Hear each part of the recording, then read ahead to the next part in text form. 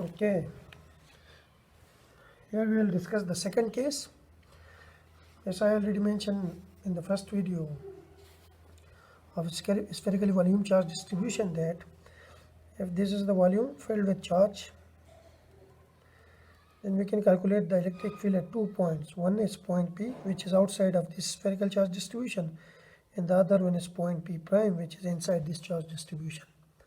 And we assume that the radius of this spherical charge distribution is capital R.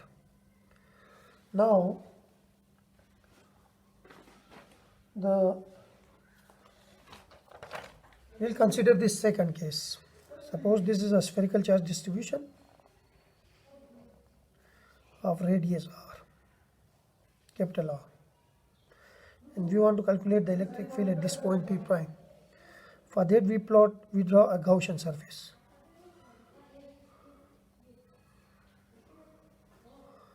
This is the Gaussian surface now. This is a Gaussian surface.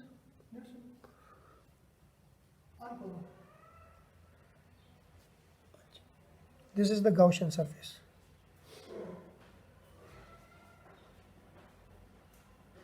And we assume that radius is small r. So in this case, r is smaller than capital R. Now we have to calculate the electric field at point P.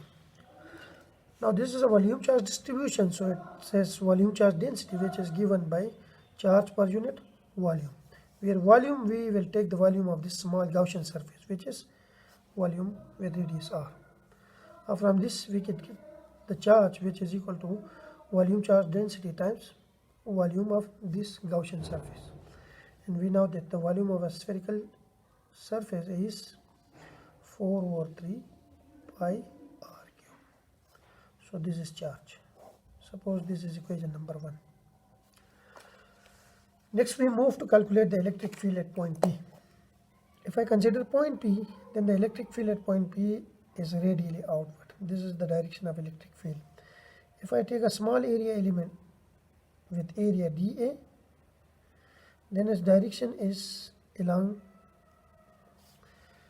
the radial vector n, or perpendicular to the surface. So the flux through area dAs, phi is equal to d phi. It's a small area, E dot dA, and the total flux through this whole surface, this Gaussian surface, the total flux through Gaussian surface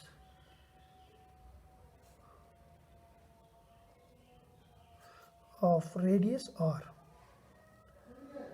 small r, is, I will integrate it. On the left hand side I get phi, on the right hand side I get integral of E dot dA.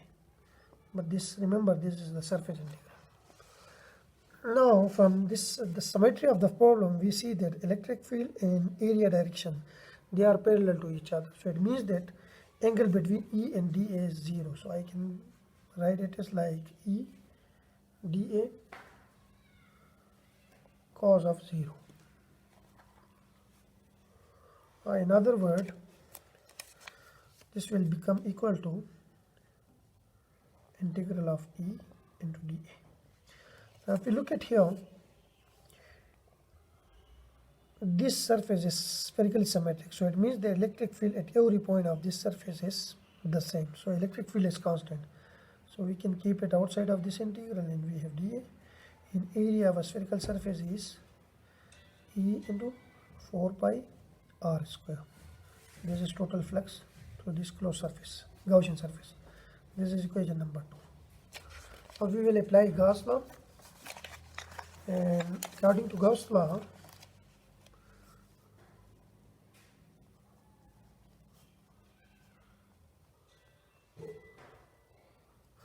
the flux through any closed surface is equal to 1 over epsilon naught times the total charge enclosed by the closed surface. Let's suppose this is equation number 3. Now we already calculate the charge here in equation 1. So using equation 1 and 3, we have the flux through any closed surface is equal to 1 over epsilon naught times charge is equal to rho into 4 over 3 pi r cube. This is equation number 4. Now comparing equation 2 and 4,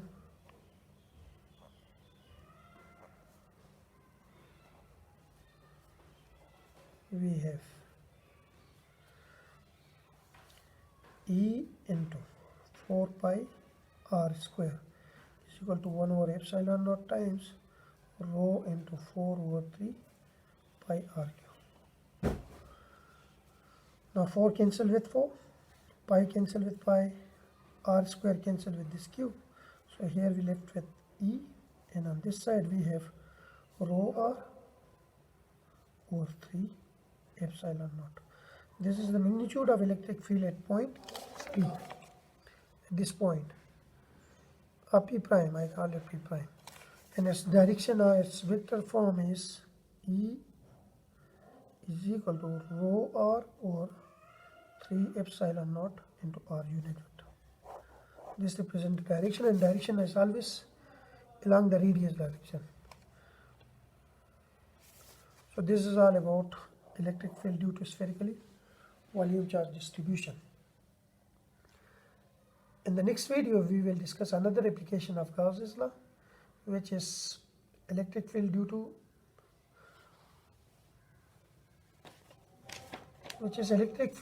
to spherical shell of charge, or shell theorem. We'll discuss it in the next video. Thank you.